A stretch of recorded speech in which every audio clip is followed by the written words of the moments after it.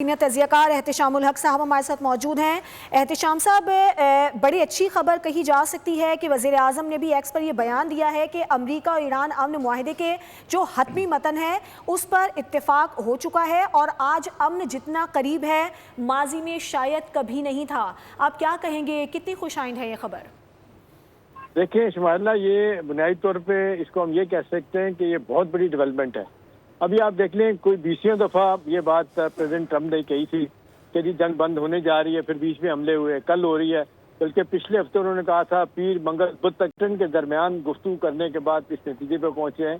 اور جس طرح ظاہر ہے یہ پہلے ہی لوپ میں رکھا ہوا ہے اب ایران کو بھی اور امریکہ کو بھی پاکستان نے، اور لمحہ بہ لمحہ جو آپ دیکھتے ہیں کہ وہاں بات ہوتی ہے، جو ڈیولپمنٹس ہوتی ہے ان سے آگاہ کیا جاتا ہے۔ تو یہ تو ایک اب بہت لوگ پہلی دفعہ بڑی سیریسلی اس بات کو سمجھیں گے کہ نہیں جی اب یہ وقت آ گیا ہے کہ کسی طریقے سے اس مسئلے کو ونس اینڈ فار آل حل کیا جائے۔ اس کے لیے اب یہ ہے کہ اب جس طریقے سے سارا معاملہ چلا ہے، میرا خیال ہے اب سارے جتنے جی سی ممالک کے کیپٹل ہیں وہاں پر بھی گھٹیاں بجنی شروع ہو گئی ہوں گی۔ ابھی آپ دیکھیے گا اس کے بعد دنیا کی اسٹاک مارکیٹ اور گلوبل سطح پہ آپ دیکھ لیں، آئل کمپنیاں جو ہے نا ان میں تبدیلی آئے گی، آئل پرائسز دم نیچے آئیں گی، کیونکہ آپ نے دیکھا ہے انٹرنیشنل سطح پہ اس طرح کے واقعات سے جو بڑی ڈیولپمنٹ ہوتی ہے اس کے بعد صورتحال بدل جاتی ہے۔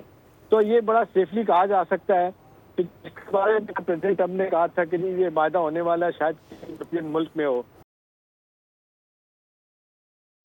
کیا ایرانی چاہیں گے کہ اسلام آباد میں ہو یا یورپ میں ہو، جہاں پہ بھی ہو، لیکن آپ نے دیکھا کل پھر پریزیڈنٹ ٹرمپ نے بڑا واضح طور پہ کہا کہ اس جنگ بندی کرانے میں فیلڈ مارشل عاصم منیر اور پاکستانی پرائم منسٹر شہباز شریف جو ہے نا انہوں نے بہت محنت کی ہے، بڑا کام کیا ہے۔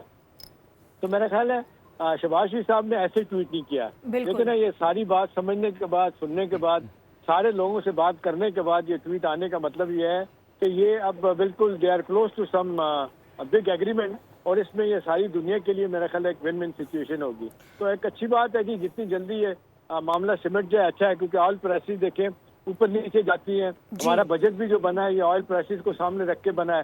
تو یہ میرا خیال ہے اقتصادی طور پہ امریکہ جیسے ملک میں مشکلات پیدا ہو گئی ہیں، وہاں پہ ایک $1.85 کا گیلن تھا جو اب $4.5-5 کا مل رہا ہے۔ ابھی دیکھیں 2 مہینوں میں $450 فی گھر جو ہے نا اس میں اس کا نقصان اٹھایا ہے۔